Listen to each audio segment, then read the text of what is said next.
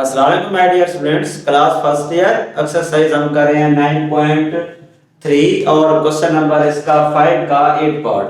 और इसमें हमारे पास क्या है, एक फंक्शन हमें दिया हुआ है, एक टर्म हमें दी हुई है और बाकी हमने ट्रिग्नोमेट्रिक फंक्शन क्या करने हैं, वैल्यू उनकी फाइंड करनी है।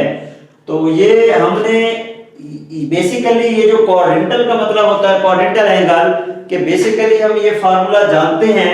हमारे पास होता है as we know that 2k pi plus theta equal to theta और k बिलोंग टू z। ये बेसिकली हमारे पास क्वाड्रेंटल एंगल में ना ये रिजल्ट, ये टर्म होती है फार्मूले की। ये चीज बना के, ये शेप बना के फिर हम उसको क्या करते हैं, आगे सॉल्व करते हैं। तो हमारे पास क्या हो गया, 2k pi plus theta equal to theta और k बिलोंग टू z के। अब इसी क्वेश्चन को इस फॉर्म में बना के फिर हम क्या करेंगे, आगे ट्रिग्नोमेट्रिक रेशियोज जो हैं वो सारी क्या करेंगे, फाइंड करेंगे। अब पहले हम इसको बनाते हैं। अब देखिए 235 को 2 से पहले हम ऐसा करते हैं, 180 को 235 से मल्टीप्लाई करेंगे और फिर इसको हम क्या करेंगे, डिवाइड करेंगे। तो अब इसको आप देखें, 180 को 2 पे डिवाइड करेंगे तो 90 आ जाएगा। 90 को 235 से मल्टीप्लाई करें तो हमारे पास कितना आ जाएगा, इसको आप मल्टीप्लाई करें तो हमारे पास आएगा 235 मल्टीप्लाई 180 और डिवाइडिंग बाई 2। इसको कट करेंगे 90। 235 को जब आप 90 से मल्टीप्लाई करते हैं तो आप देखें डियर स्टूडेंट्स, इसको आप कैलकुलेटर पे मल्टीप्लाई कर सकते हैं, सिंपली भी आप कर सकते हैं। तो हमारे पास क्या आएगा, 121 और 150। तो हमारे पास क्या आ जाएगा, तो ये आ जाएगा 21150 यानी 21,150 ये हमारे पास आ जाएगा।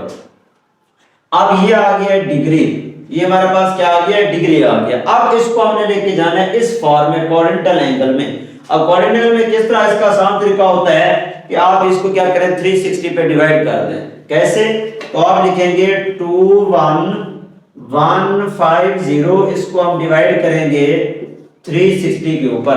360 के ऊपर हम क्या करेंगे, इसको डिवाइड करेंगे। जब 360 पे डिवाइड करोगे तो पहले हमने देखिए यहाँ 3 इनसे है तो यहाँ आपने 4 देखने होते हैं, फर्स्ट 4 देखने होते हैं डिवाइड करते वक्त। जब फर्स्ट 4 देखेंगे तो हमने 360 को इस तरह ऐसे टर्म, ऐसे डिजिट से मल्टीप्लाई करना है कि जो उसके करीब तरीन जाके पहुंचे, या उससे आगे भी ना निकले, या उस पे पूरा डिवाइड हो जाए, या उसके करीब जाके पहुंचे। तो इसलिए हम क्या करेंगे, इसको 5 से मल्टीप्लाई करेंगे।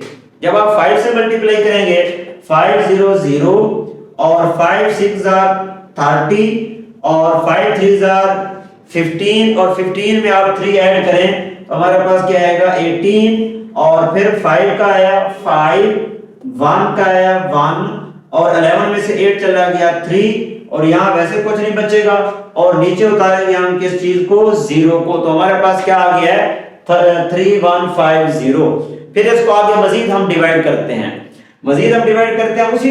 उसी तरह के हम उसके करीब तरीन जाएं या उस पे पूरा डिवाइड हो जाए, उससे आगे नहीं निकलना।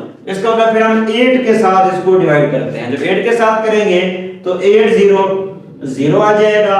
8 को जब आप 6 से मल्टीप्लाई करेंगे तो 8 6 48।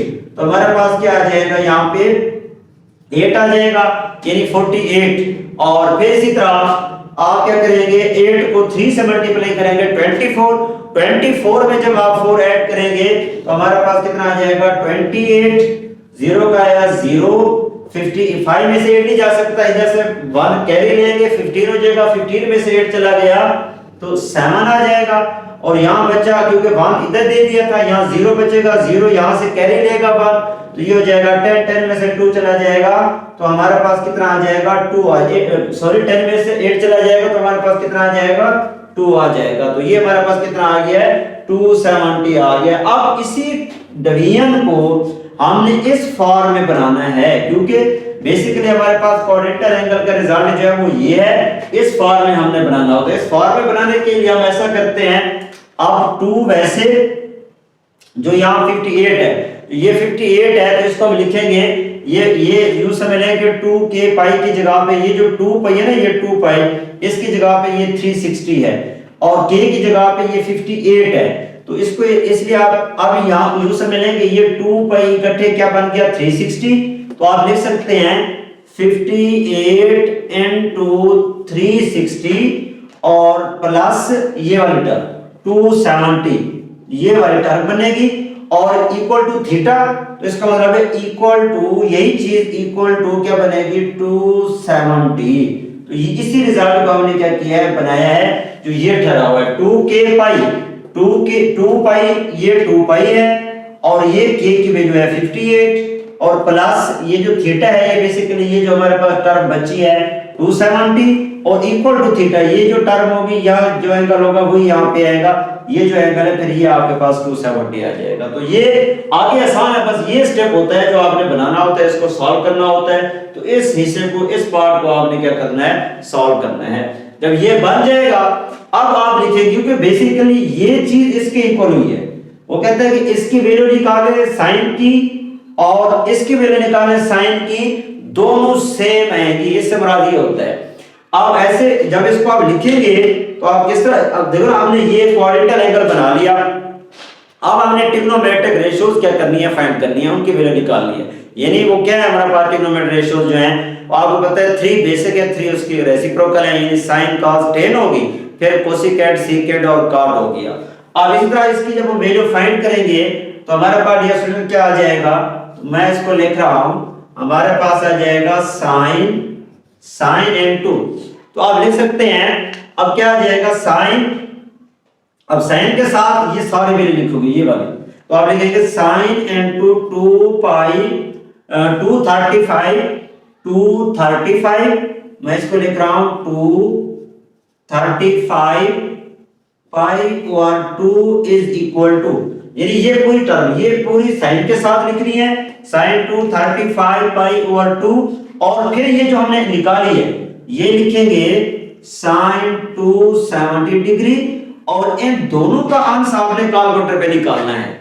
यानी ये समय ने यही चीज आई है, बस इसको जरूरत नहीं है सॉल्व करने की कि यही चीज आई है, इन दोनों का इसको सॉल्व करें चाहे इसको सॉल्व करें, दोनों का अंश माइनस 1 आता है। ये कैलकुलेटर पे आप इसके वैल्यू निकाल सकते हैं, इसको सॉल्व कर सकते हैं। तो ये हमारे पास sin 270 -1 आ गया है। और ऐसे फिर cos के साथ लिखेंगे। अब cos के साथ जब आप इसको लिखेंगे तो cos के साथ क्या आएगा हमारे पास, ये आ जाएगा cos n2 235 pi over 2 is equal to cos 270। जब इसकी वैल्यू निकालोगे cos 270 की, तो ये हमारे पास क्या आ जाएगी, ये हमारे पास आ जाएगी। अब cos 270 कैलकुलेटर से भी निकाल सकते हो और आप लॉगरिथम टेबल से भी निकाल सकते हो, तो ये हमारे पास क्या आ जाएगी, 0 आ जाएगी, ये हमारे पास 0 आ जाएगी। और इसी तरह फिर आप निकालेंगे tan की। जब आप tan की निकालेंगे तो tan की हमारे पास क्या आ जाएगी, तो tan की हमारे पास क्या आ जाएगी, तो मैं इसको लिखता हूं, तो हमारे पास आ जाएगी tan n2।